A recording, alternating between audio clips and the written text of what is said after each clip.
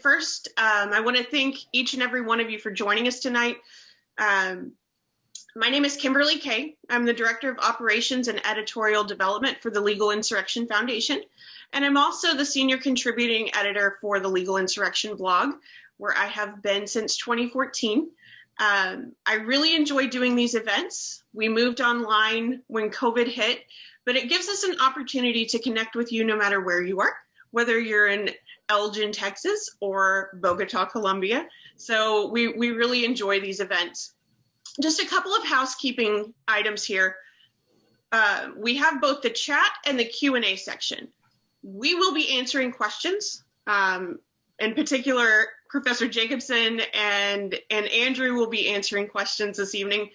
If you can keep your questions in the Q&A section, I'll be monitoring those throughout the event, and we'll get to as many as we can. And we do sometimes get duplicate questions, but don't worry, I'm monitoring all of that. Chat section, enjoy that. Engage with the other folks that have joined us here tonight. We just ask that you keep it civil, keep it on topic.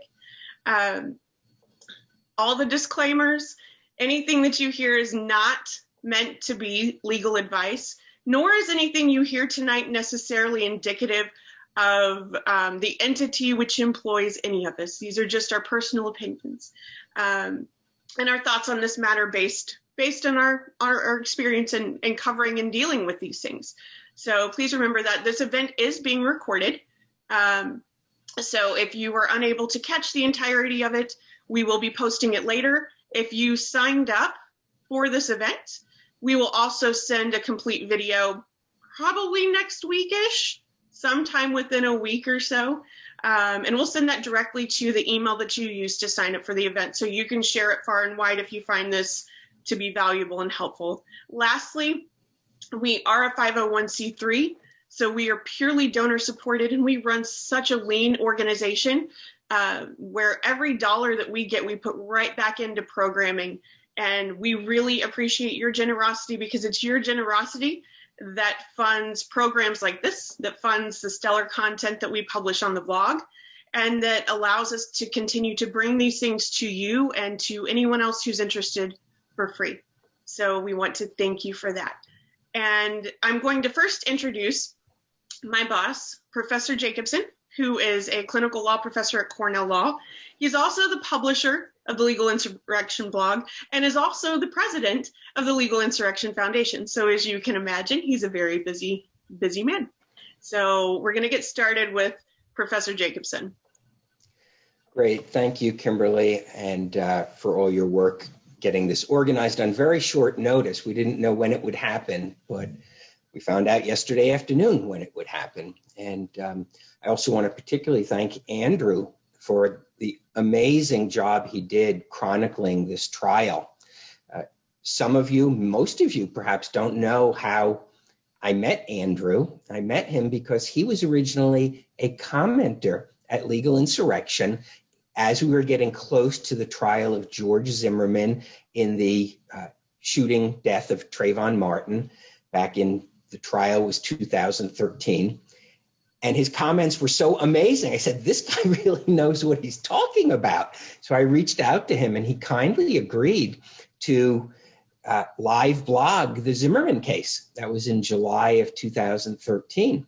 And it was an absolute hit. We became the place to go to for day-long coverage of the Zimmerman case. And I always said that really the only people in the world who were the least bit shocked at the verdict in that case were people who had not been reading our website, people who had been reading the misinformation and disinformation spread by various news outlets, by activists, by people with a role in it.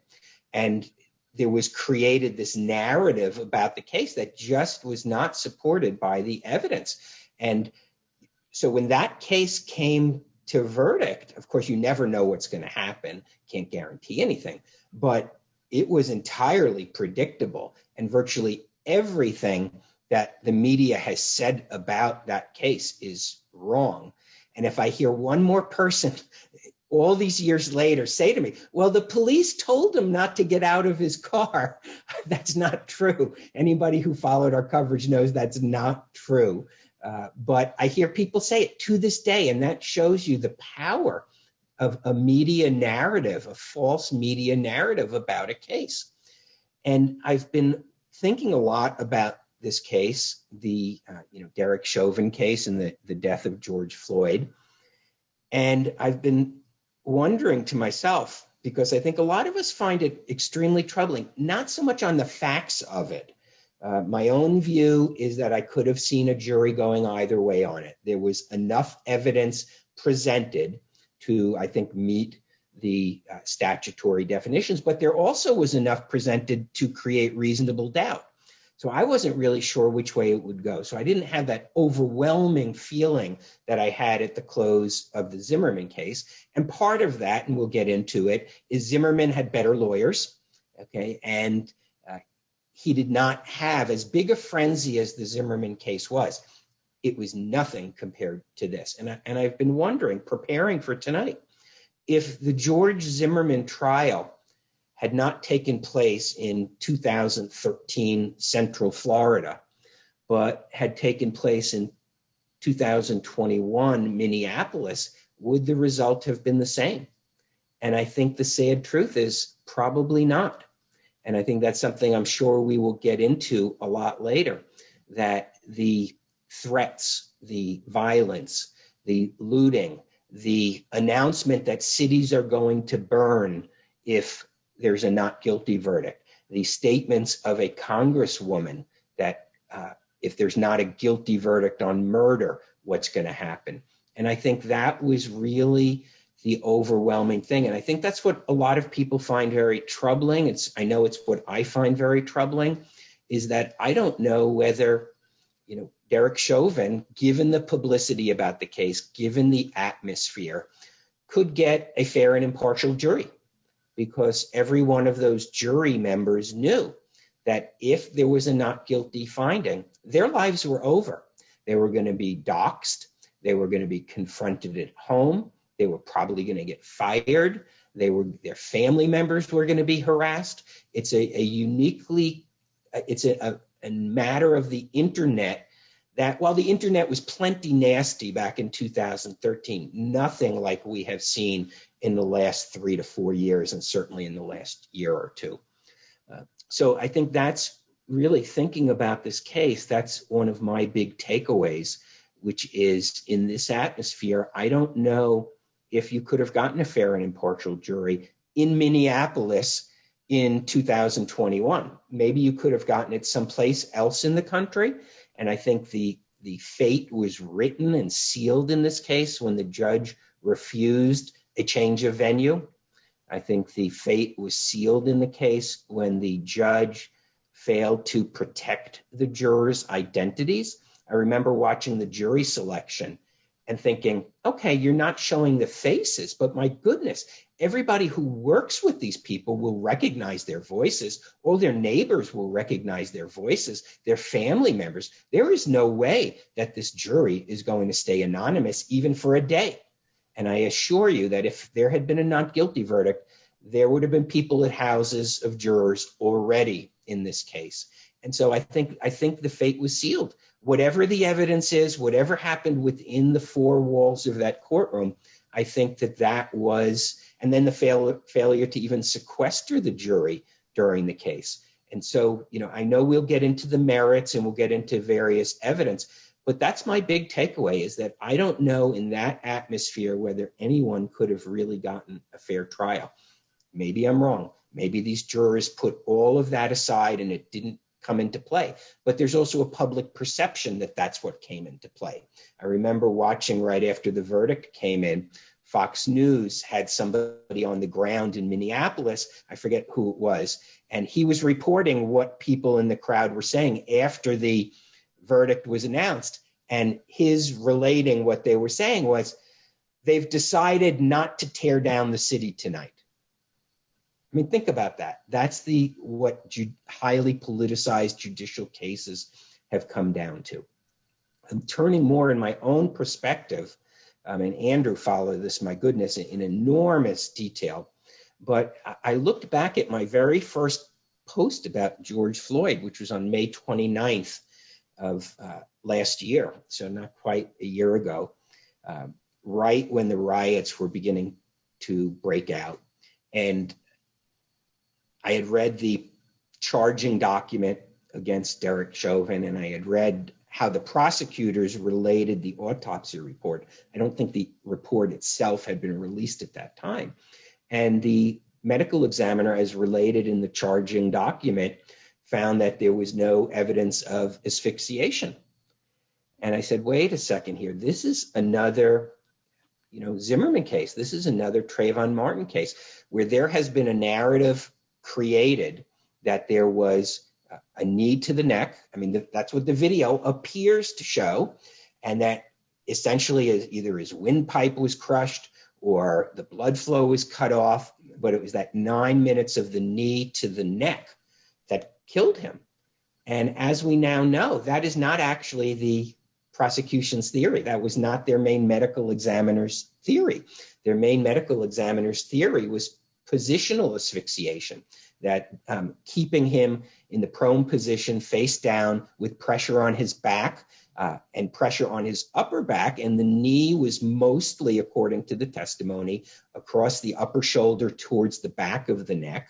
It was not on the side of the neck. It did not crush a windpipe or anything like that. And so it was the pressure of keeping this person face down was, in fact, what killed him. That's the prosecution's theory. But I guarantee you, turn on any news show today, and they will talk about the knee to the neck, because that is the narrative of the case. And here's what I wrote on May 29 of last year, based on the charging document. So this case about the knee to the neck may not be a criminal trial about the knee to the neck. It may be a criminal case about the reasonableness of restraining someone resisting getting in a police car. A lot of people aren't going to want to hear that. Pointing out this criminal law reality will anger many who conflate a reality check with the defense of the death. And that is pretty much how it played out. I feel in this case, as I do in many of the events we cover, and in many of the cancel culture things that we cover, in many of the critical race training things that we cover, I feel in many ways we're living in a post-truth world, that narratives are created, they're impossible to shake. The media goes with them if they are favorable to what the media wants to happen. The activists go with them, and the Democrat politicians go with them.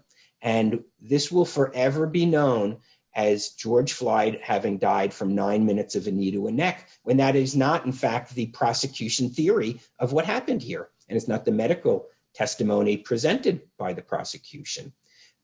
And so that's what I find troubling, and I think that's what everybody finds troubling. The other thing I find troubling is that this was in many ways a private prosecution. I mean, we think of the state versus, Derek Chauvin, or the state versus George Zimmerman. But in this case, it was really a bunch of private attorneys who came out of private practice to prosecute this case.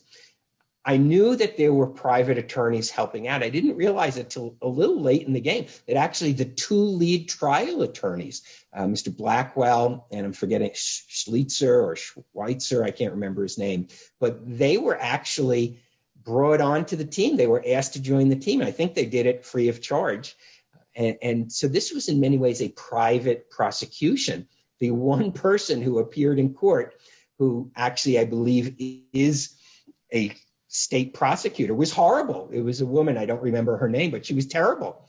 And so I think about, what the quality of the attorneys in the case. The prosecutors did a very good job. They really did. We'll talk maybe a little later about Nelson, the defense counsel, because that's a little more complex. But these prosecutors, I think, did a very good job. They did what they had to do to get the conviction without cheating. Of course, they argued what they thought was most favorable to them, but they got done what they needed to get done, and they were very qualified. And so, those are my takeaways. That's what's troubling. I'm not surprised there was a conviction, But in 10 hours, in a case this complicated, on all charges, something's very troubling about that. And again, it's not that I think, Derek Chauvin necessarily should have walked out of that courtroom a free man, although I do think there was, on the evidence, reasonable doubt raised. But I do believe also that there was a credible case for a manslaughter conviction here, some sort of negligent homicide. And that's, I guess, the last takeaway I have is Minnesota law is very strange. There are things in Minnesota law that have come out through this trial that are not like anything I've seen elsewhere. So felony murder in most jurisdictions, you need an independent crime being committed during which there is a murder. And here, the murder itself is the crime, which is very unusual to me. The witnesses, the bystanders, were allowed to testify how they felt as they were watching it. That's very strange, but apparently that's allowed in Minnesota. So in many ways, this was a very strange case. I wish it had not taken place in Minneapolis. I wish it had taken place either elsewhere in the state or in another state. And if it had, and there weren't the threats of violence, there weren't the threats of intimidation, and this had been the verdict, I think people would be a lot more comfortable with it. Of course, it's a completely politically expedient result. You hear people saying that they're happy he got convicted, regardless of what the evidence was, because it kept things calm. And that's not really where we should be. So with that, I will turn it over to Andrew to give his perspective on things. Well, I think we're done, Bill. I think you covered it all. Yeah, I mean, it was a very complex case on the merits alone. And you can't really look at the case on the merits alone because it's about so much more than that. We have the legal merits of the case. We have kind of what I would call general public policy questions that kind of rotate around these types of cases, like should police be better at de-escalation? Should we get rid of qualified immunity? All these kinds of general public policy issues. And then we have all the dynamics around what I refer to as the racial grievance industrial complex, guys like Benjamin Crump, people who make millions of dollars off these cases, politicians who get elected to office and accumulate political power off the backs of these cases. Make no mistake, there is a lot of money and political capital accumulated through how these cases are driven, and that finances, basically it's a kind of war that's going on with repetitive battles, and the aggressors in this war, as I would characterize them, just keep getting better. They're more well-funded. They're more sophisticated in their techniques. That's one of the big ways that the Zimmerman trial differs from this. That was really their first effort at this kind of thing. And they did a lot of stuff that was effective for them, and they did a lot of stuff that was not effective. And they learned from their mistakes. And every time we see one of these trials, the Benjamin Crumps get better and better and better at accomplishing their goals, which could be social justice. I don't know, but it doesn't hurt Benjamin Crump's wallet any that, he got a $27 million settlement in this case. I don't even know if the guy ever goes to court. Every one of these cases, he gets a multi-$10 million settlement from the case. So it's a very financially productive enterprise for him. And of course, we know it's productive for the politicians because they flock to these things with unbelievable rapidity. That's why they're all there. That's why they're in the protest. That's why Maxine Waters flies to, do you believe Maxine Waters has any real interest in visiting Minneapolis but for this case? I mean, she goes there to get the press coverage, to say the things she wants to say on camera, to get that political capital for herself. And this narrative that gets wrapped around these things, folks, if you followed my coverage, you have a pretty good sense of what's true and not true about this case. That's what I try to deliver to all of you. But guess what? The other 99.9999% of the country has no idea what this case was actually about. They only know what they see in the media and on social media. They only know the lies. They only know the narrative. But if that's all they know, that's as true for them as anything you can imagine. It becomes their lived experience. To illustrate this, every once in a while I speak at the FBI Academy down in Quantico, and I'll talk about these cases. That's why they invite me in, and I'll ask them. I'll talk about the Zimmerman case. I'll say, and an auditorium, 300 FBI agents, senior law enforcement from all over the country, and I'll say, how many people believe that George Zimmerman got out of his car after being told by the dispatcher not to do that? And every hand goes up. And then I play them the 911 call, and it's obvious, it's incontrovertible, that never happened. And I'll ask the question again, and half the hands still go up. I mean, they're so emotionally committed to this view of what happened that their brain is unable to release it. And it's because propaganda works. That's why people do it. And if you do it loud enough and often enough and long enough, it becomes people's truth, and facts cannot permeate that barrier. And that's why we have cases like this where it's effectively, in my opinion, impossible for Derek Chauvin to get anything that resembles a fair trial under normal, traditional American sense of what due process of law and justice are supposed to look like. And impossible for any of these other officers, because you can't get an unbiased, impartial jury when they've been steeped in propaganda for the full year since this event occurred. And they've only been presented, a slice, a perception of the actual events that supports the notion that this was a horrible, racist police murder by a white police officer of a black suspect for no good reason. If you watched any of the jury selection coverage, every one of those jurors came in almost without exception with an existing bias against Derek Chauvin, and they would say so.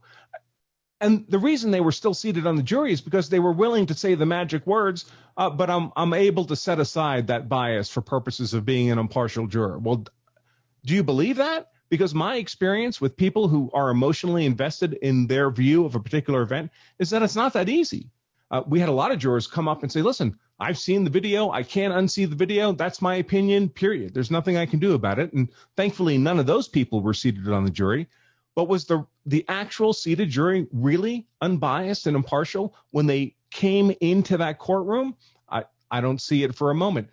And then then you have to add in the additional factor of things like personal security, personal safety, family safety, reputational safety, employment security, when they know every day they're coming to that courtroom, it's surrounded by barbed wire, cement barriers, National Guardsmen. They're escorted to the courtroom by state police with machine guns. That's not because this is an uneventful trial. This is because there's a real threat of serious violence occurring. And they all know, everyone was told, hey, listen, we're going to try to protect your identity here, which is nonsense because all these people basically disappeared every day for 3 weeks. So everyone in their personal environment knew something was up. I mean, they didn't all just go on vacation. But eventually, the judge is going to release their names. And they also know an acquittal means every single one of them voted not guilty. They can't say, oh, no, I voted for guilt, but the other people, they outvoted me. That's not the way this process works. None of those people could go back to their normal lives as being one of the people who acquitted what the whole world believes is the most horrible racist police murderer ever and expect to have any semblance of a normal life. After the Zimmerman trial, years after the Zimmerman trial, some lunatic tried to shoot George Zimmerman in the head as he was on his way to a doctor's appointment over the legacy of that trial, of his acquittal. So these things never go away, and the consequences can be your life, your family's life, your home on fire, your business on fire. Under those circumstances, listen, and I don't mean this in a derogatory way about the jurors. They're only human beings. They didn't, go to college to be professional jurors and volunteer for this role. They were called by the state. It's a civic duty. They found themselves forcibly placed in this position. And now they're considering, well, all right, we can vote for acquittal, or rather we can vote for conviction and wrap it up, all go home, it's all good, or we can vote for acquittal and live the rest of our lives wondering if we're going to get shot walking down the street, if our home is going to be on fire in the middle of the night, if our kids won't be able to get in college because they're the children of the guy who voted to acquit Derek Chauvin. I mean, this stuff really happens, folks. Cancel culture is a real thing. And it would only be reasonable for those jurors to say, listen, this may be an injustice, but I'm not going to sacrifice my life for some cop I don't know who, after all, was in a physical confrontation. For all they know, maybe there's merit to a conviction here. The fact that they listened to weeks of testimony, dozens of witnesses in a case that had literally over 50,000 exhibits submitted for evidence in court, and they listened to all that video that the experts who testified said they spent 150 hours reviewing those videos. Each expert said that. And then the jurors go into the deliberations and, for all practical purposes, a handful of hours later come back with guilty on all counts.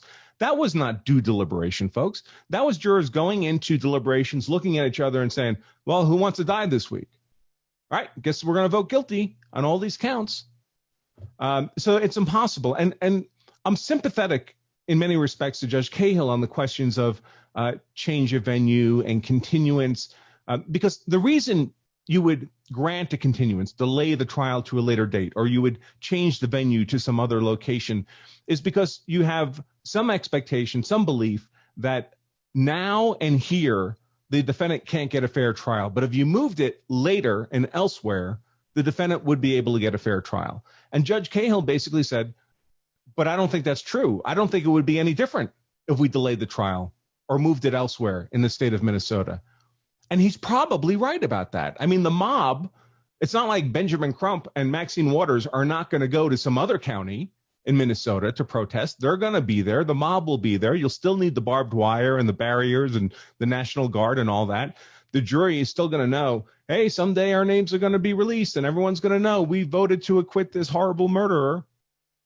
So I really don't think it would have been possible to get a fair trial at a later date or a different venue. But to my mind, the answer to that question, the solution to that problem is not, well, give the defendant an unfair trial now. I mean, we owe the defendant, any defendant, and I have no personal investment in Derek Chauvin. I don't care about him individually. That's not important to me. This case as a single case is not important to me. But I care a great deal about due process of law, because the American tradition of justice has always been about the process, not the outcome. We might disagree with the outcome in any particular case, but collectively, we agree that if the process was fair, whatever the outcome is, we accept the outcome as the result of a fair process. But if the process is inherently corrupt because the jurors are in fear for their lives, well, then you can't have anything that looks like justice in terms of the outcome, and that's independent of the verdict. So if Derek Chauvin can't get a fair trial anywhere at any time, my response to that is, well, then you can't try him.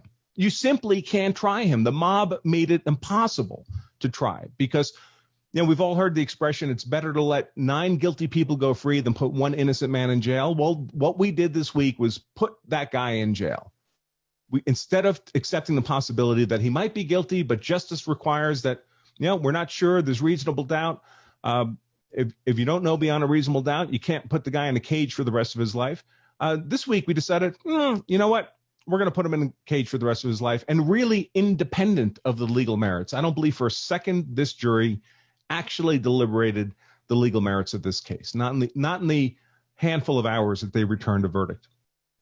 So it's a terrible situation. And by the way, it's true for the other officers as well. I don't believe they have any possibility of a fair trial. They're all going to face the same penalty as Chauvin because they're all accessories to the same crimes.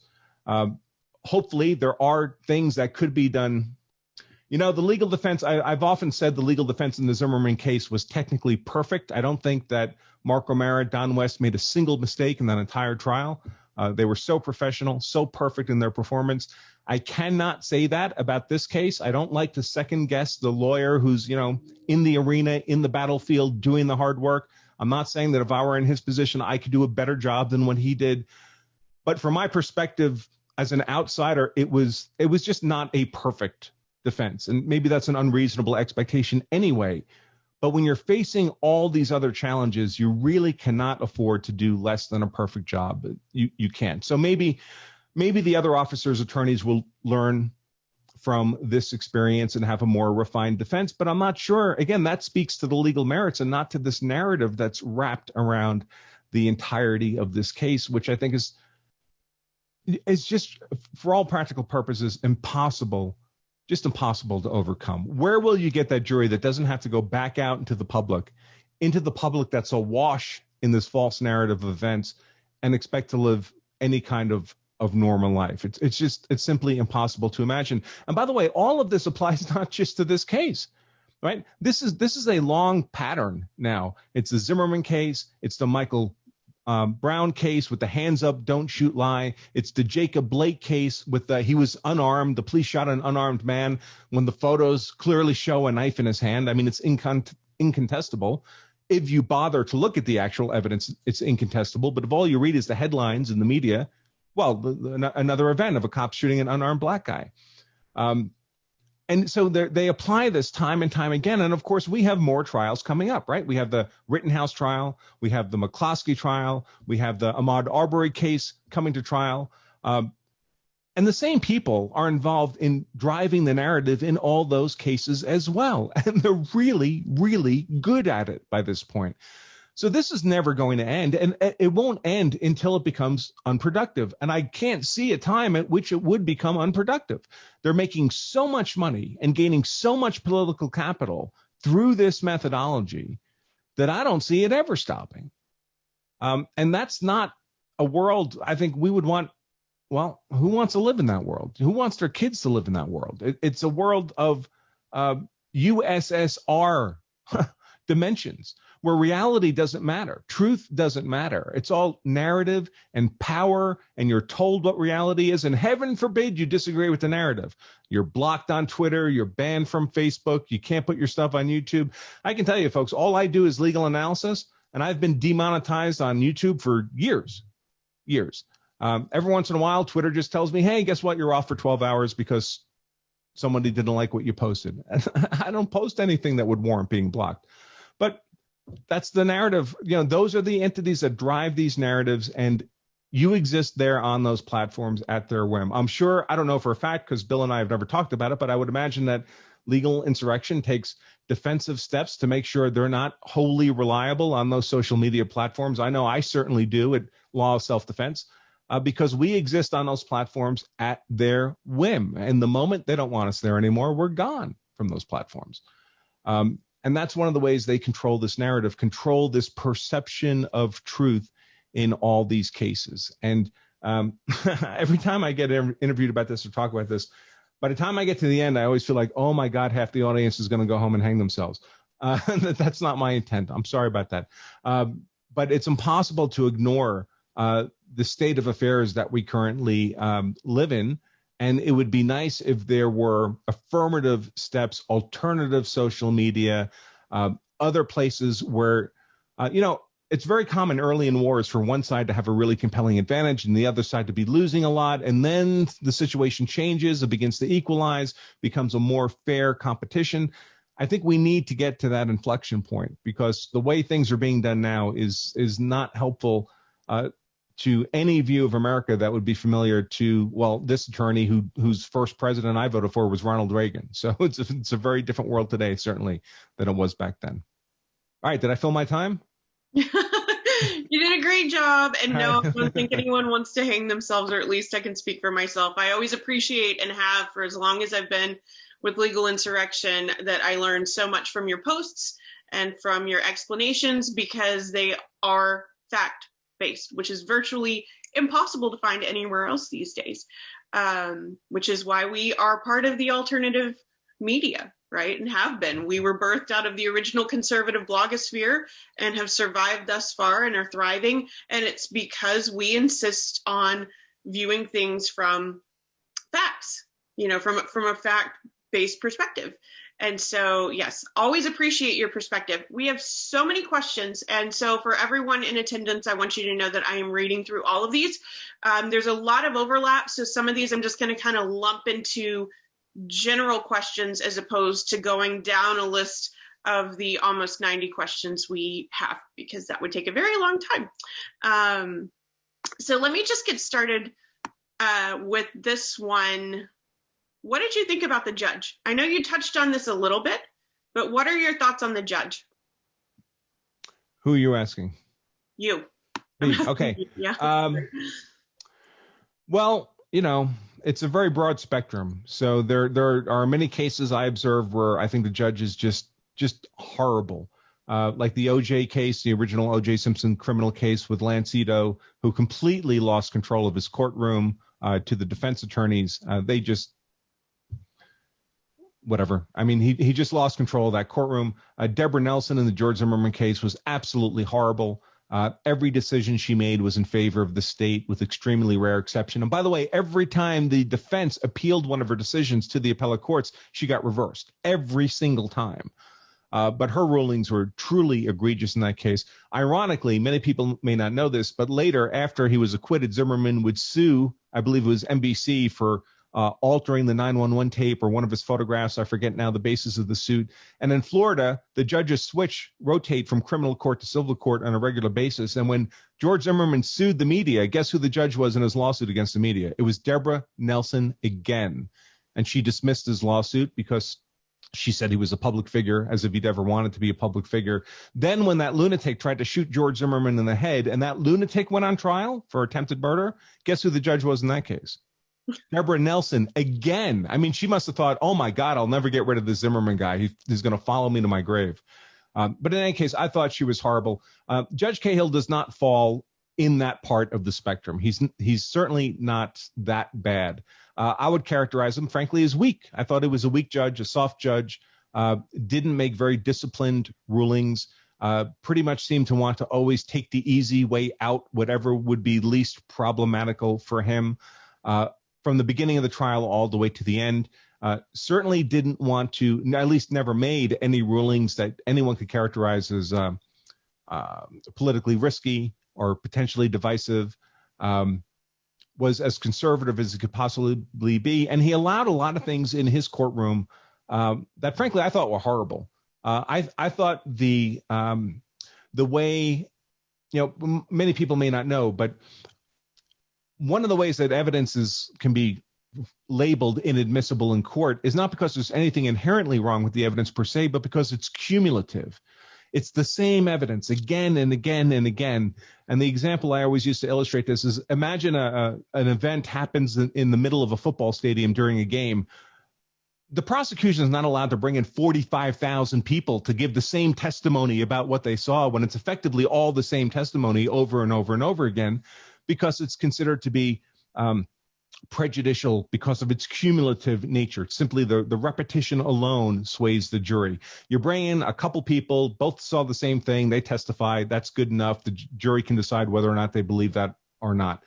But in this case, we really did have cumulative evidence. I mean, all those bystanders who all basically saw the same thing were all allowed to come in and, as Bill said, talk about their feelings, how they felt about the case. That is not evidence, folks. These are supposed to be people who are recounting facts to the jury for the jury's role as finder of fact to determine what's true or not. There's no determination to be made about someone's feelings about something, but of course that's why they were there, and not just one or two, but a ton of them. Even a 9-year-old girl was brought in. What was she going to add? You know why she was there ultimately? So they could talk about her in closing. That was the only reason that she was ultimately brought in. And frankly, that's despicable. They made that poor girl relive that experience under the stress of a courtroom. It was contemptible. And that's why the defense didn't even ask her any questions on cross-examination. They were just didn't want any part of that. And that's to their credit. And the same with the experts. The experts came in, and the real point of their testimony was always the same. It was the restraint that killed them. It was the restraint that killed them. It was the restraint that killed them. They had the medical examiner testify, who actually did the autopsy and wrote the report. He testified. And before him, they brought in some outside medical examiner to interpret his report for him. I mean, that's insane. You're bringing in the guy who actually wrote the report. Why do you need a third party's interpretation of his report? You can just ask him what the report means. But again, it was this repetition, cumulative repetition that I think most judges would simply not have permitted in their courtroom. It was really, really egregious. On closing with the rebuttal of Jerry Blackwell, prosecutor Jerry Blackwell, prosecutor for this case only. By the way, there were two prosecutors in this case who were actually prosecutors. One is Assistant Attorney General Frank, and the other was the woman. I forget her. I think her first name is Eileen. Her last name for sure is Eldridge.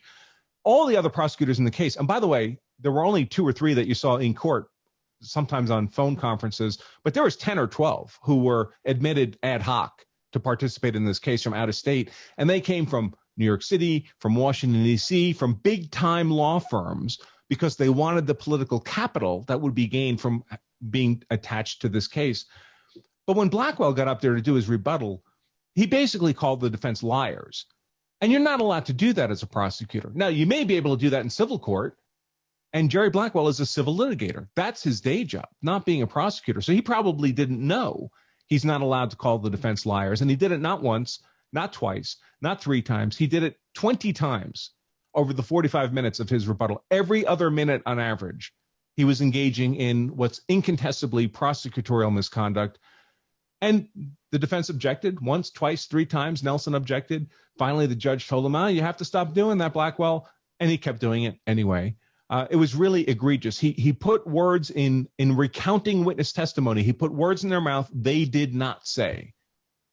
He put arguments in the defense mouth, straw man arguments that they never made. And of course, one of the reasons it's so contemptible that this was allowed to happen, first, that he did it, that Blackwell did it, and second, that Judge Cahill allowed him to do it, is, folks, these are the last words the jury is going to hear before going to deliberations. The defense has absolutely no opportunity to counter these false arguments, this false testimony by Blackwell on rebuttal in closing. And so these are the last. Now, in the end, did it matter? I thought it might matter, but when the jury came back, in a handful of hours with guilty on all counts, I'm not sure it did matter. I think they probably decided on, survival halfway through the trial. But it's something, it's the process. The process was inherently corrupt, both by outside forces and by what was allowed to be done inside the courtroom. And listen, again, just like I was sympathetic to the jurors, I'm sympathetic to Judge Cahill. I get it. He's just a judge in Minneapolis. He never wanted to be on TV. He doesn't want his house burned down. He doesn't have to worry he's going to be shot at the shopping mall next week because he did what? He declared a mistrial, because he allowed a change in venue, because he allowed a continuance. He doesn't want to do any of those things. But the fact that a normal human being would not want to be subject to those pressures, those very real pressures, tells us that this can't be a fair trial. It's absolutely impossible. Yep. Folks might get the idea that I talk a lot. Sorry about that, folks. I do get excited. That's what we're here for, to hear you talk, right? That's the whole point of tonight. So we have a lot of questions regarding the charges, and a lot of people are asking how it's possible to be convicted of both intentional and unintentional killing of Floyd. Can you explain that? Well, there was no intentional charge here. I mean, there was no intentional killing charge here. All these charges were various forms of recklessness, or, best just to think of them all as recklessness. So the felony murder charge was predicated on a 3rd-degree felony assault charge where you consciously disregarded a risk. You weren't intending to kill the person, but you created a risk. You consciously disregarded that risk of death, and the person ended up dying. So that's the felony. You committed an assault causing great bodily harm. That's the predicate felony for the felony 2nd-degree felony murder conviction. And by the way, one weird thing about Minnesota law, Bill mentioned how odd their approach to manslaughter is. Where you don't need a fully independent felony to predicate felony murder. I'm sorry, he was talking about felony murder. It's effectively the same physical act that qualifies as both the predicate felony and the felony murder, which is normally not allowed for obvious logical reasons. But also all these murder charges, normally the way we're taught murder in law school, the way most states treat murder, is there must be an intent to kill, an intent to take someone's life. Minnesota uses the word murder much more broadly than that to apply to unintentional killings, what most states would call just manslaughter or reckless homicide or criminally negligent homicide, unintended killings. Chauvin was never charged with an intentional killing, which tells us even the state of Minnesota, even the prosecutors don't believe he intended to kill Floyd. if they believed that, they would have charged him with an intentional killing offense. That never happened. By the way, there's also no factual basis or legal basis to believe that race was involved at all in this decision. If you watch the media, this was a racist cop who committed a racist murder, and he's getting his just desserts as a result. Not only was race never mentioned once as any kind of possible motivation for any of Chauvin's conduct, but now the state has filed what they call Blakely factors for an enhancement of sentencing for Chauvin.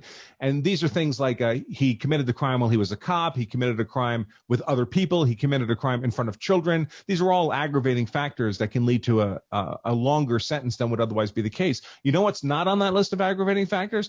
Anything having to do with racial animus. So even the state doesn't believe that race had anything to do with these events. But if you read the media, you would have no idea. You would think this was all about a racially motivated intentional killing, and none of that had anything to do with this case. So another way the narrative drives a false perception of what's going on. So there was no intentional killing. These were all unintentional death charges.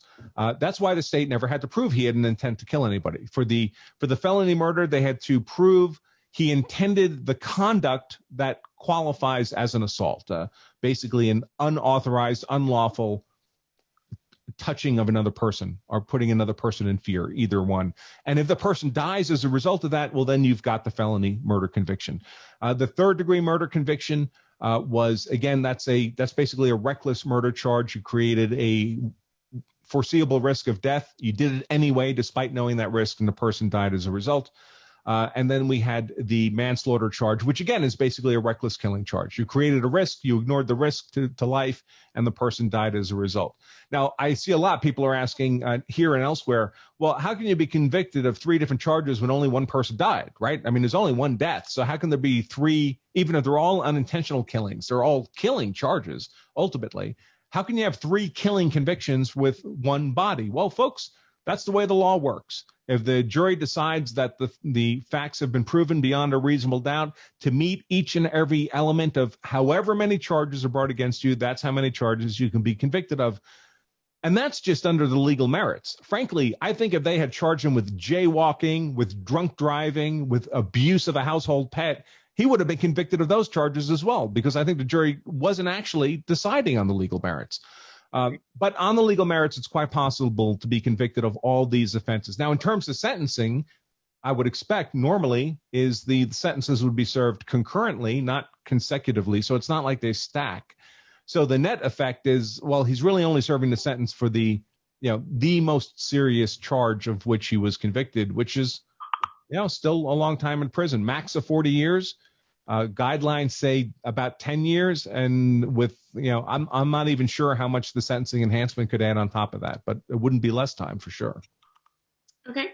I will note on the lack of claim of racial animus or anything like that, the Minnesota sentencing guidelines, I happened to look at them this afternoon, actually have that listed as a specific potential aggravating factor, that you targeted somebody because of their race, gender, national origin, and 5 or 6 other things. So it's right there in the book, and they didn't charge that. They're not seeking that, at least as of now. So this entirety of this being a racially motivated crime, which I think if you took a poll, probably 90% of people would believe, is not something the prosecutors have ever alleged in this case, and they've had plenty of opportunity to do it. Okay. So the next question I want to talk just briefly, because we do have quite a bit more to get through. So if you could talk just a little bit about the issues on appeal, and to your mind, which ones are the strongest? And I think this is something both Professor Jacobson and Andrew could. Yeah, I'll just say very briefly, I mean, I don't think the Maxine Waters comment is going to get this reversed. I mean, one of the issues I have with both Judge Cahill and the defense, now we don't know what's said at sidebar, we don't know what goes on outside of the TV, but there's a lot of, conduct here, which in another case might give rise to an appealable issue, which has not been preserved. We don't know if any of the jurors heard what Maxine Waters said. Now, maybe there's something we don't know about, but as far as we know, we don't know that. And so I don't view that as an appeal. I think, well, I haven't studied the law based upon what, I've heard and what Andrew said.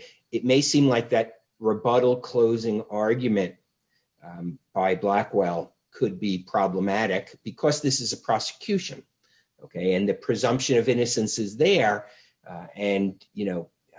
he essentially destroyed that presumption of innocence with his rebuttal.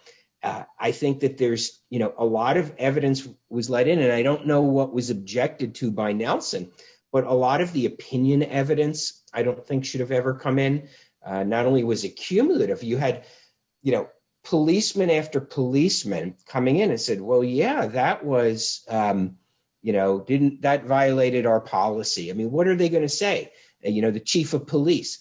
They let a guy who was touted himself as a mixed martial arts guy come in and give an opinion that this was a blood choke, okay, as essentially an expert, when blood choke isn't even the theory of death here. I mean, how do you allow that guy to get up there? If the very curious thing here, and why I thought after the first week or two that actually this might be a prosecution that fails, is that the first several days were consumed with having people come in and talk about blood chokes and putting somebody to sleep by cutting off their carotid artery. And that actually is not the prosecution theory. How did that get in? So there was a lot here that should not have happened. I think there are a couple of distinct legal issues like this third-degree murder, whether I guess the Minnesota Supreme Court's going to have to decide whether that directed at a single person can hold up, because traditionally that wasn't it. The third-degree murder traditionally was essentially the equivalent of firing a gunshot into a crowd, where it's an inherently dangerous act, even not necessarily directed at one person. Because if you fire a gun at one person, that's murder, okay, some degree of murder. And so I think there are a lot of appealable issues, but I would not. There are people on TV saying, "Oh, this is going to get reversed on appeal." I don't think so, for many of the same reasons that the jury took 10 hours. Yeah, I spent a lot of my life reading appellate court decisions, folks, and unfortunately, it seems much of the public has the idea that an appeal is kind of like a do-over of the trial. It's nothing of the sort, folks. On trial, all the legal presumptions are in your favor. You're presumed to be innocent. Once you're convicted, you're presumed to be guilty, and the legal presumptions are against you. The burden now rests on you. It's presumed that the jury made the right decision and that the prosecution's narrative of what happened is the correct and true narrative. So it's a lot of heavy lifting going into appeals. It's not like, well, he can appeal this decision and it'll get reversed. They're rarely reversed. I mean, that's not the norm. The norm is that the convictions are affirmed because it is so difficult. So that said, there are a lot of issues here that I think are grounds for an appeal, but that's not the same thing as saying it makes it likely that he'll get this conviction reversed. It just means, well, he'll have a very difficult shot at trying to get something done. And by the way, if it gets reversed, it's almost certainly going to be reversed and remanded for another trial, which means he gets to go through the process again. And this is also, sorry, my daughter came in. You going to bed? You can watch TV, yes. Sorry about that. I know this life well. It's okay. Yeah. She's in her little ballerina outfit. I could not ignore her. So where was I? Talking about appeals. Do-over, that appeals are not an automatic do-over, but that they would have to go through the whole process again. Oh, right. So they're going to remand it for a new trial. And this is also a kind of a 4D chess move that prosecutors, I've seen them use in these kinds of cases where they may not have enough legal merit to be, that any person would think it's likely they're going to get a unanimous jury to convict this defendant. But if they can at least get a mistrial, a hung jury, well, they can charge him again and bring him back to trial again. And guess what, folks? If you're facing effectively the rest of your life in prison, what percentage of your available resources are you going to expend to try to prevent that from happening? A very large fraction. And then you get a hung jury, which is a win for the defense, in my opinion, but they try you again. What percentage of your resources are left? Not much. And I've seen people get tried a third time. And by then, folks, you've got nothing left. And the prosecution has exactly how many resources they wanted to bring to the fight the first time around. And they know this. So even if Chauvin gets his conviction reversed, he's just going to come back for a retrial, and they'll do it all over again. He won't be better resourced the second time around. Maybe he'll have some better arguments. Maybe will enough time have passed that it makes a difference? Will he have a better chance of getting a genuinely impartial jury? I don't know. It's probably would be 3-4 years down the road. During which time he'll have been in prison, of course. And by the way, I saw someone said, well, he's not going to survive in prison. Well, he may well not survive in prison, but generally the prison will do the best it can to keep him alive. But that means whatever the sentence is, say the sentence is 10 years or 15 years, it's effectively 10 or 15 years in isolation. He can't go into general population. I mean, he'll be murdered immediately if he's in general population. Anyone who kills him will be a hero to their community. So it's 10 or 15 years in isolation. And keep in mind, the international courts consider isolation for almost any period of time to be a form of torture. So even if he lives in prison, it's the kind of life that, I mean, a Soviet gulag would be like. But the prospect that all this will be made good on appeal, I think, is simply not a realistic view of how these things go. Okay.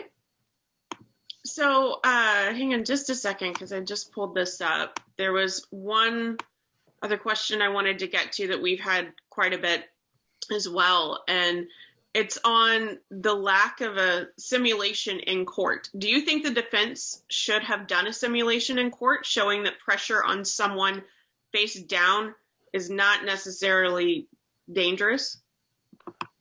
I mean, I would say I don't know how you would make it realistic to the circumstances. So you're not going to do that with someone who might actually die of the process, right? I mean, that's not going to be allowed to happen. So you're only going to do it with a healthy person who's unlikely to suffer a bad effect. So what's that representative of? It's not representative of what happened with George Floyd. Now, when I say that, I mean, to me, it sounds like it would be silly. It wouldn't really be meaningful. At the same time, the state had one of its expert witnesses purport to be able to calculate the lung reserve of George Floyd to within a single percentage of accuracy, having never seen George Floyd or his body, but just from watching a video. I mean, I think that's equally ridiculous that was allowed to be presented. I don't believe for a moment, and I have some modest education in physiology, biology, molecular biology, all that stuff myself. I'm not a pulmonologist. But I simply don't believe that anyone could look at a video and determine what someone's lung capacity is from watching that video, moment to moment, percent, 23% this time, 46% that time. Present it to the jury as an expert opinion so the jury can accept that as basically fact. I think that was nonsense, quote unquote science, should never have been permitted. I don't know what the defense could have done to contest that. There's a lot of things the defense did not do here that I wonder about. I don't know why the defense didn't object to all that opinion, feelings evidence by the bystander witnesses, for example.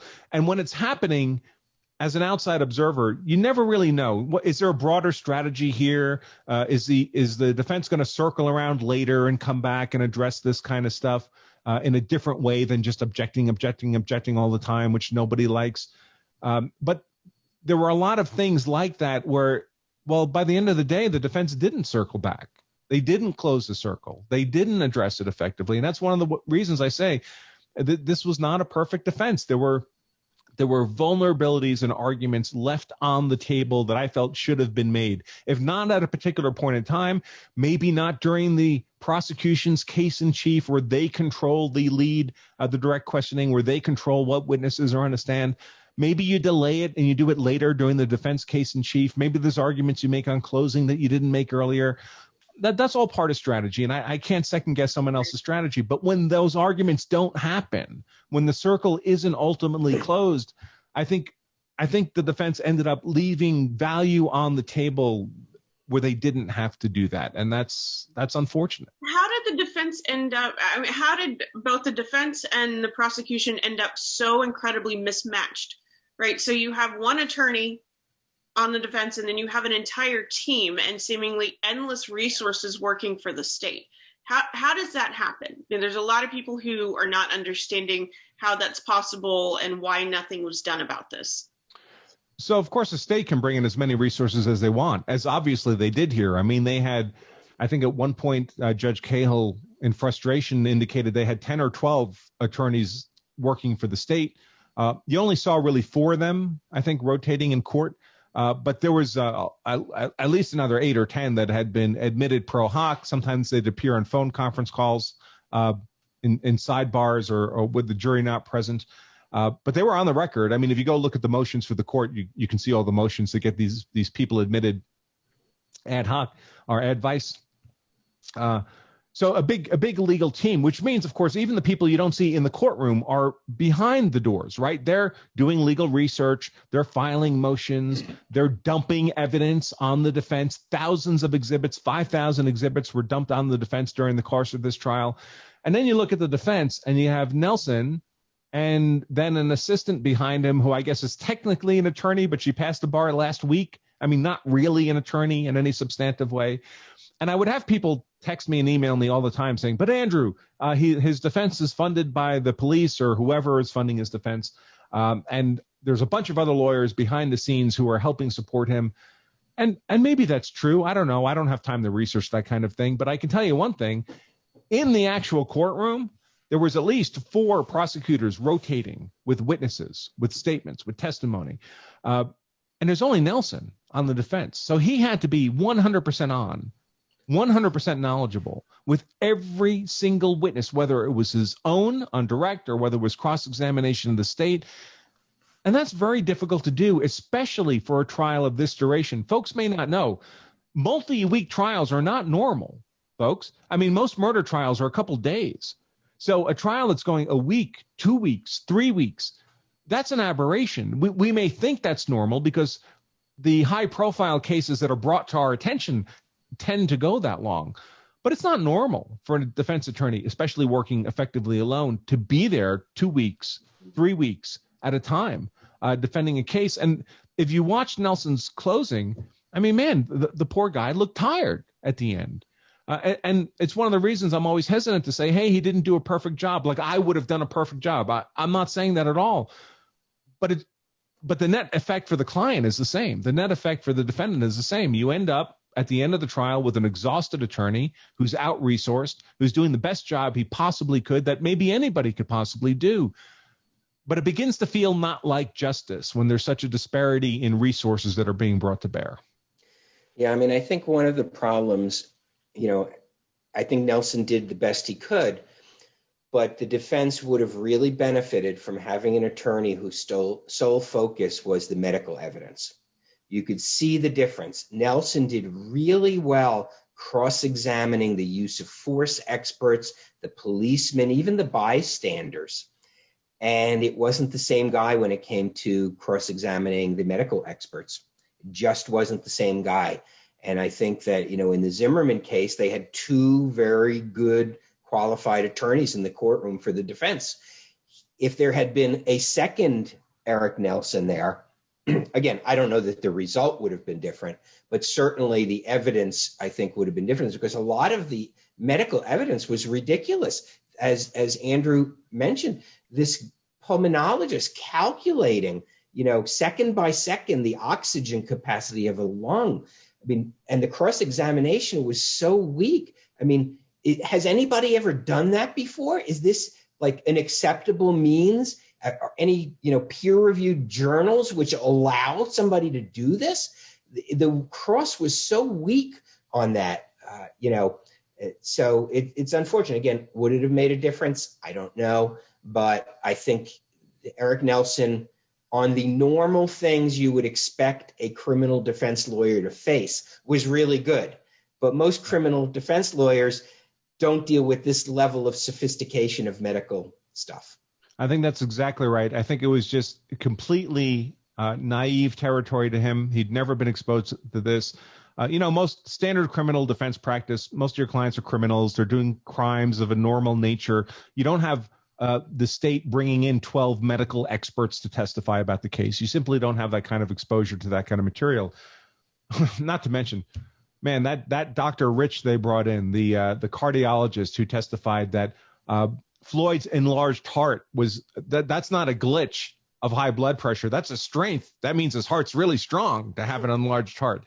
I mean, it was absolutely insane testimony on that front. But yes, it needed much more aggressive, well-informed cross-examination of those witnesses, and especially given the volume of them. I mean, so many, again and again, another expert, another doctor, another PhD saying, nope, that defendant killed him, period. Nothing else mattered. I mean, that's going to sway the jury unless you have really effective cross. Even with really effective cross, it might not help, but that's the only way you have a chance.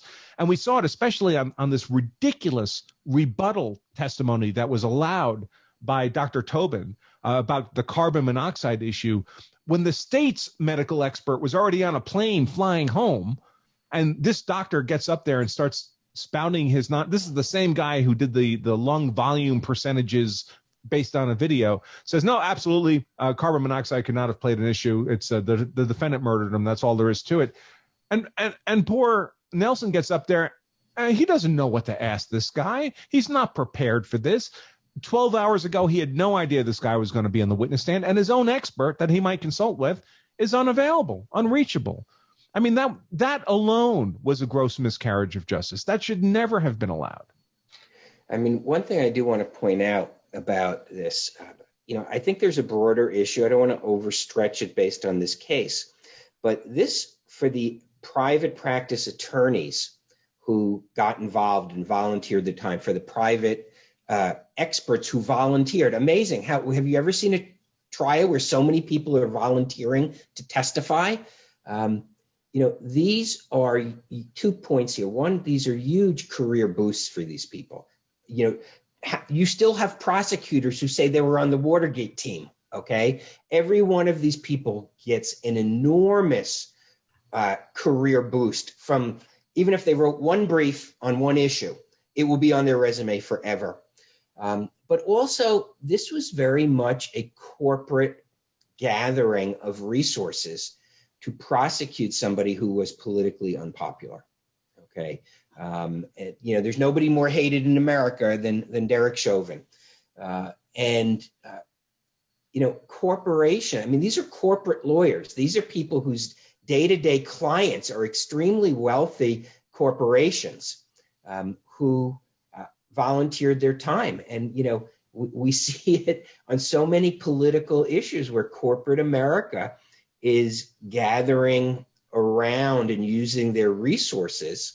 And I think, for political purposes, and I think that's what happened here, that the state has 130 prosecutors on their payroll. They could have done a very good prosecution with state prosecutors, but corporate lawyers, corporate law firms wanted in on this case. And I think we should think about what that signals.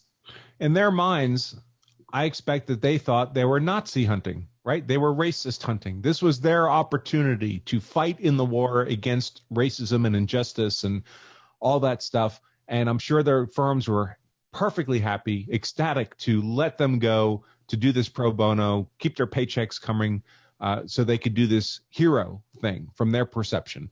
Because I'm sure they all believe that Derek Chauvin is this horrible racist murderer. And what better purpose could you do with your expertise and capabilities than make sure that guy goes to jail? I'm absolutely certain that's what all those prosecutors who volunteered for that case believed. I'm less certain about the medical experts because, I think they're envisioning a lot of very hefty consulting fees in their future, testifying in other cases. When I watched that cardiologist, Dr. Rich, every moment he was on, he was like the William Shatner of medical experts. I mean, he was so overacting the entire time he was there. He was actually trying out for a role as an expert witness cardiologist. He'd never done it before. This was his first time ever in court as an expert witness, and it was this tryout. And he's going to have that video, and he's going to show it to, other prospective law firms who want to retain him. And he's going to say, look how awesome I was. As Bill says, everybody in Watergate still puts it on their resume. That's going to be on this guy's resume, his expert witness resume, forever. I see somebody in the chat is talking about jury selection. And the one big criticism I do have of Nelson was his jury selection. Again, would it have made a difference? We don't know. But so many times he was on the cusp of getting somebody to say something that would get them kicked off for cause. And then he would rehabilitate them. And I didn't understand it. Somebody would talking about their biases, and somebody would be talking about how bad impression, have they seen the video? They don't know if they can get it out of their head. And so he's like one answer away from them being kicked off for cause. And then he would come back at them. But do you think, keeping all of that in mind, you would be able to follow the judge's instructions or words to that? And they say, well, of course I would. And, right. And then they'd have to blow a peremptory challenge. And again, could they have gotten the right jury? I don't know. But that was one thing that was baffling to me, how he had to use peremptory challenges where the jurors, I think most of them were honest about their biases. Most of them, maybe not all of them, but most of them were.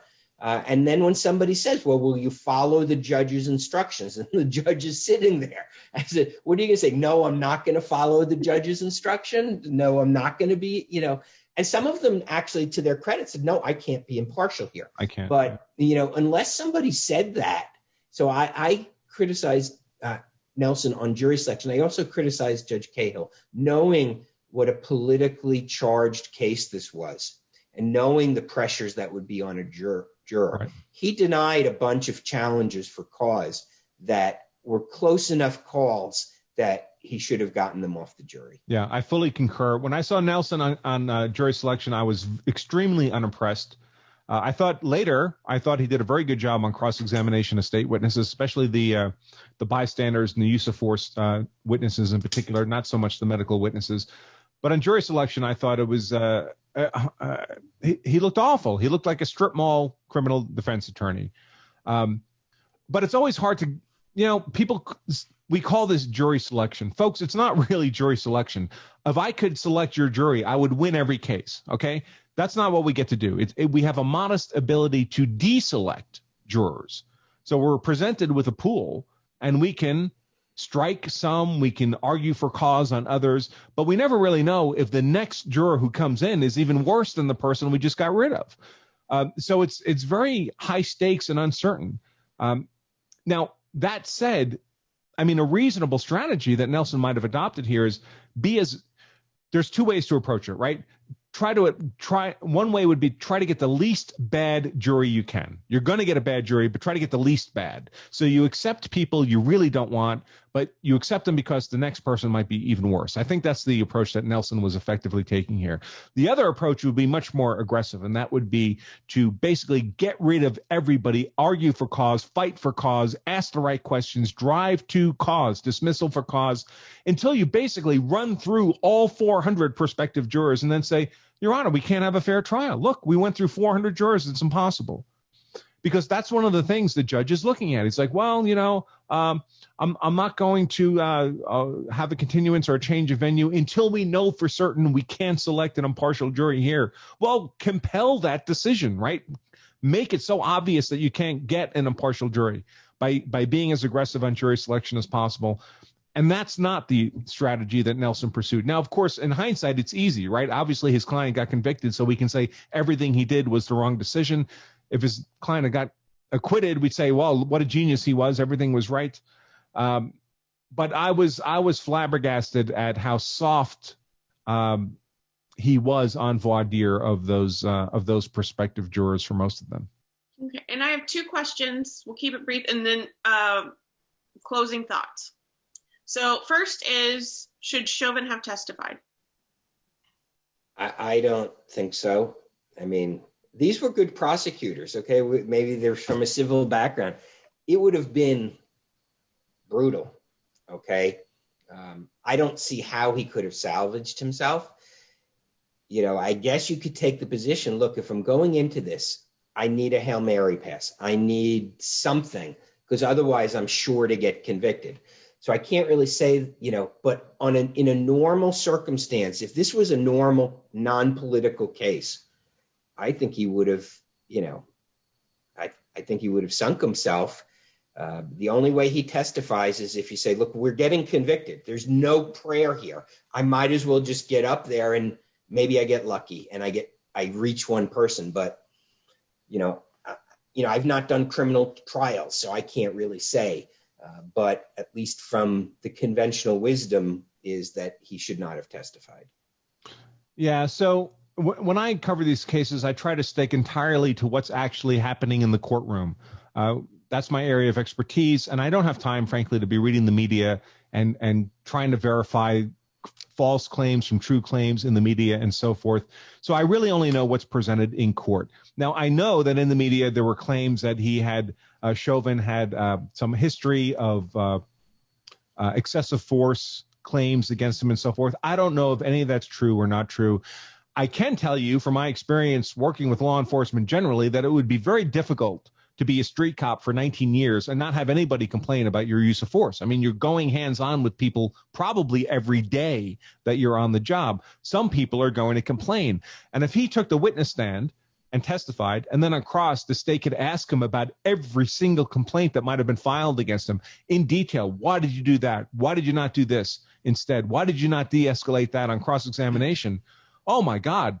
I mean, he would have looked like the most monstrous cop that ever existed, even if his background and behavior in that context was completely normal for a 19-year career police officer on the streets every day. He's not working at headquarters. He's not working at the academy. He's working where he's going to be going hands-on with suspects almost every day he's on the job. And I don't know, it's not like his jury consists of other police officers who would understand that context. Normal human beings haven't gotten into a fight since junior high school. They haven't thrown a punch at anyone in their entire adult lives. Physical violence is a really uncomfortable thing to them. That's why we hire police officers to do that stuff for us. And if he was recounting time after time after time where he'd use force on people, I think it would have made him look even more monstrous in front of the jury. I'm not saying that would have been a reasonable perception or that he would have been doing anything particularly wrong in his career, but it would have looked absolutely horrible. And that's not even considering that, hey, I don't know Derek Chauvin. Maybe he did stuff in his past that we wouldn't like, that no person would like, just simply on the merits of it. And if that's the case, you really can't put him on the stand because that all gets exposed too. So the last question is how this decision and this particular trial impacts law enforcement moving forward. Because as you mentioned when we first began, Andrew, this trial kind of encapsulates and is a microcosm of wokeness right now. And what I would argue is not that it is a microcosm of the country as a whole, because as we've discussed on many previous panels, what we see with the wokeness movement, with the social justice movement, and all the ways that it's manifesting in education and higher education and corporately, and even in primary schools, just media across the board, is that there seems to be a small contingent of people who have the loudest, largest microphones. And as you mentioned, it's those people that have a monopoly on information dissemination, and who are trying to dictate what is true, what is factual, what is not.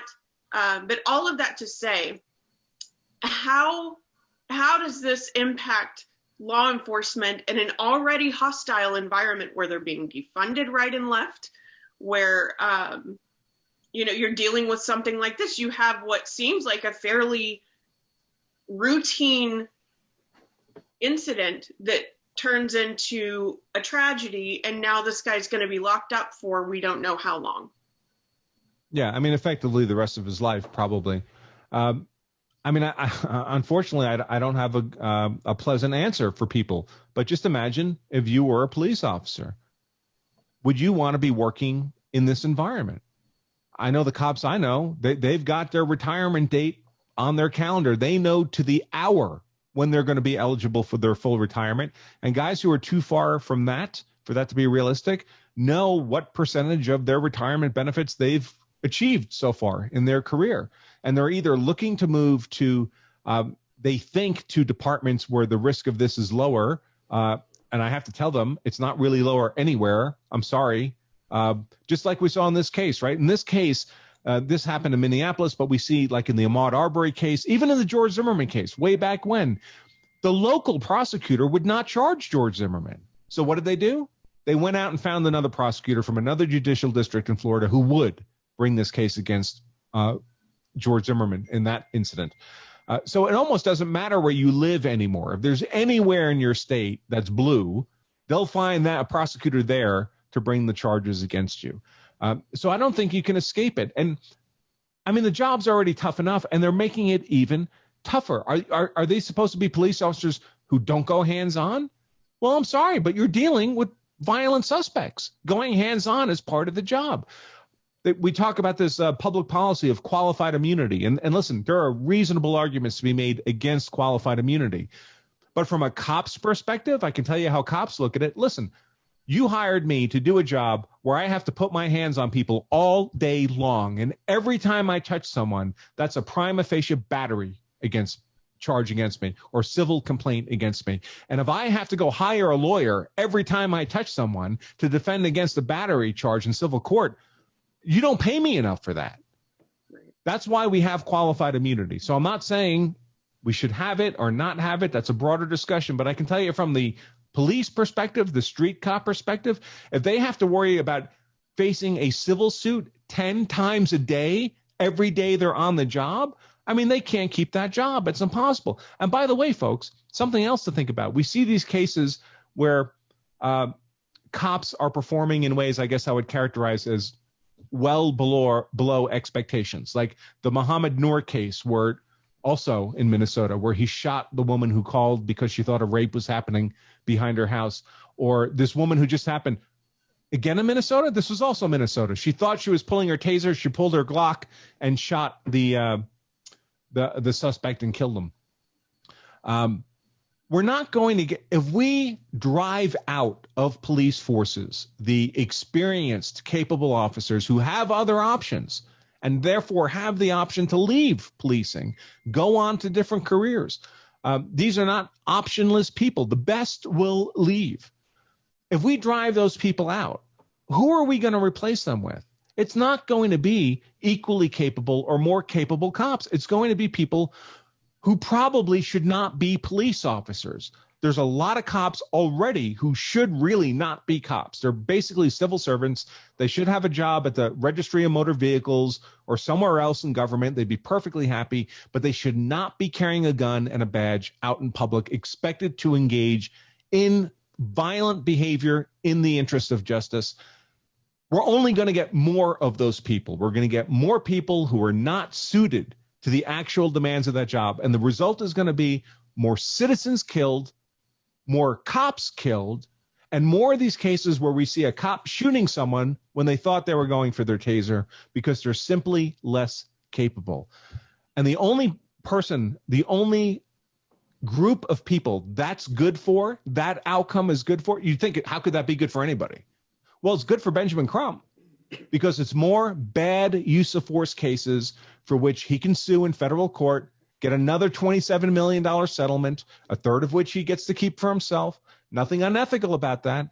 But this is a huge ocean of money that's simply there for the picking. And the more bad decisions that are made by officers, the better off it is for the people who benefit monetarily and politically from these events. Well, and I think, too, something that's really frustrating when I watch these things play out, that the woke crowd who is supposedly doing this, or they claim to do this in the name of social justice, what they're doing is they're diluting any kind of actual discussion that could and should be happening about use of force, about all of these things that they claim to have grievance about. And it takes those issues like use of force. How should we be policing different communities? Is there a disparage in policing, in particular demographics, and all of these things that I think warrant real discussion?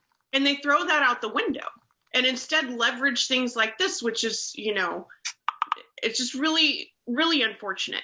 But on that note, we are about out of time. And so I would like to get quick closing thoughts. We'll start with Professor Jacobson, and then Andrew, if you can give us your final thoughts. But before we do that, I just want to thank everyone for joining us tonight.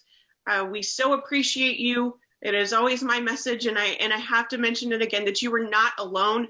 I know that if you were here, you were concerned about these issues. You were trying to learn more about what's happening, the ramifications of the things that are happening in the news, in our country, in the world, and just know that you're not alone. That I know sometimes things look really dire and really scary, but just because we might be losing collectively platforms and outlets and things like that, there are still so many people who think and feel and believe just like you do, and we are here as long as we can be here, and know that you're not alone. And again, thank you. And on that note, Professor Jacobson. Yeah, thank you for everybody for coming up. I think this is our best attended event that we've had. We've had others that are close, but I think we broke our record. We had almost 500 people on, and that's 500 people who didn't watch Tucker Carlson tonight. So I really appreciate that. We always have this dilemma as to what time we should do these things, but I appreciate that. And I think, these are very troubling times. I mean, if you look back at the other online events we've had, it's cancel culture, it's critical race theory, it's the 1619 Project, and it seems to have all come out of nowhere. But of course, it didn't come out of nowhere, just like the politics of this case did not come out of nowhere. You can trace them back to the Zimmerman case, maybe longer, but for me at least, that's where a lot of this started. There are people who are not really seeking justice. They are really seeking fortune and fame and political power. And, I think a lot of those things came by. And I think we're very close to a place in this country because of the internet, because of the ability to dox people, because of tolerant politicians, where in certain types of cases, I don't know that anybody can get a fair trial in this country.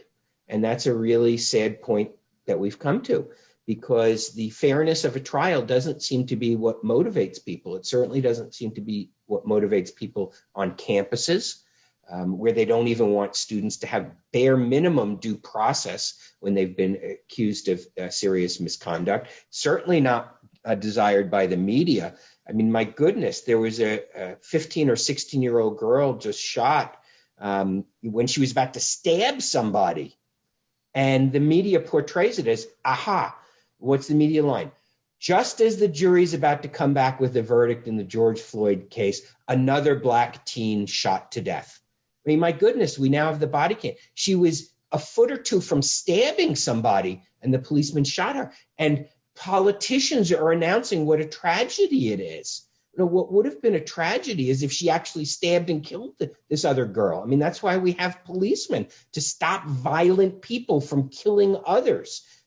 Yet this is a big political issue. So I think we're at an extremely bad place in the country, but I don't think it can go on much longer. I mean, something's got to give. Something has to give with this repressive cancel culture, this mob mentality, the lack of respect for due process in the courts.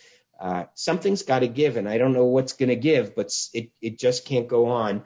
It's our intention to continue to be here. I mean, Andrew mentioned being deplatformed. I mean, social media, I won't say it's non-existent to us, but it's a meaningless point of our readership now. We always emphasize, sign up for our newsletter, please. Sign up for Andrew's newsletter. Try to develop. I mean, I won't tell you what we've done, but we've done a lot of stuff to try to protect ourselves from, the deplatformers out there. Not that there's anything we do or say that deserves it, but we're preparing. You need to prepare also. Thanks again to Kimberly and to Andrew. I mean, Andrew is really the expert. Go sign up for, Law of Self-Defense. He's got unbelievable books. He's got programs. He's got all this stuff going on. He's, a one-man industry over there, and you should utilize it. And we're really appreciative that he was able to do this for us. And we hope he'll come back again. And, Zimmerman in this case aren't the only cases he's covered for us, but we do appreciate his efforts as well. And I've gone on long enough, so I'll turn it over to Andrew to close out the night. Yes, so not to be the Mutual Admiration Society, but folks should know that it would be impossible for me to do this kind of coverage at this intensity, but for the support of Legal Insurrection. So if you like my content, it's because Legal Insurrection is making that possible when I cover these cases. It's a lot of work, folks. It's 15 hours a day or more, often every day the court's in session. I don't mind doing it. I love my work. I'm happy to do it, but I certainly could not justify that kind of commitment of time and effort, but for the support of Legal Insurrection. So hat tip to Professor Jacobson, the whole team over there at LI.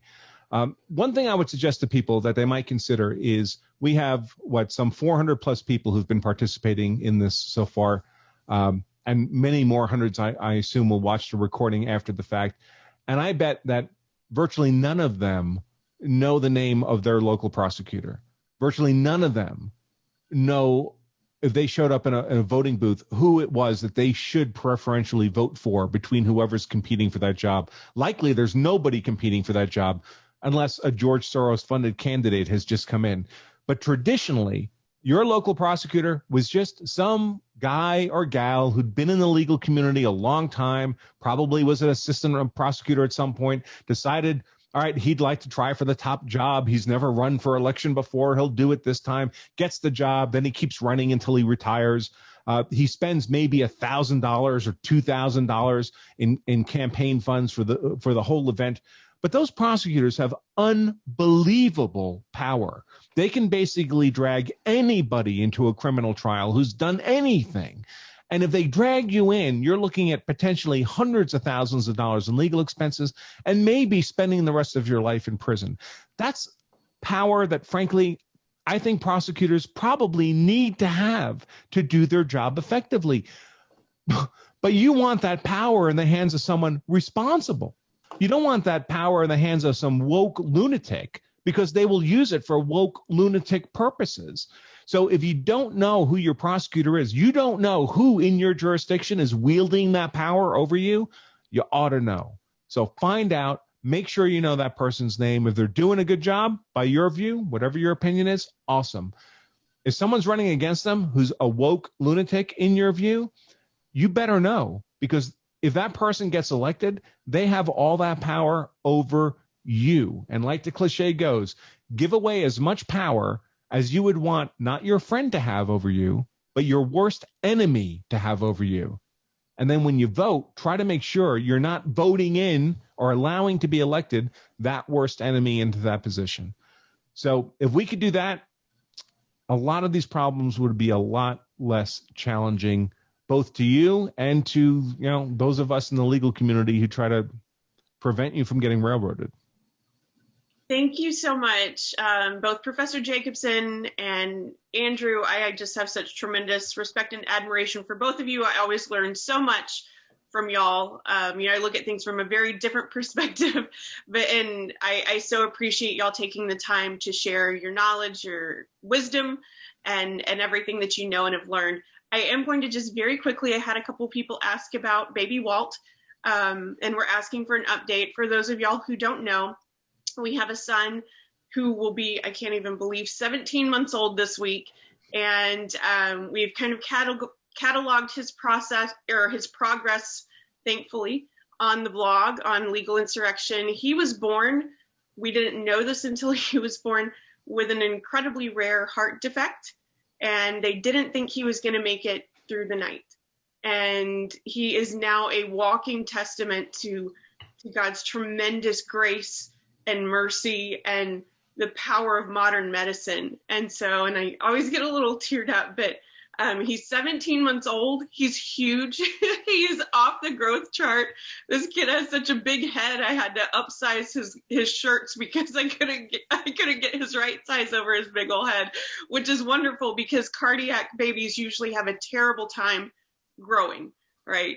Because of the blood flow issues and things like that. And he's off the growth chart. He is walking. He is talking. He's eats as much as I do, literally. When we sit down for lunch, he'll eat as much as I do. And he is just the sweetest, happiest kid.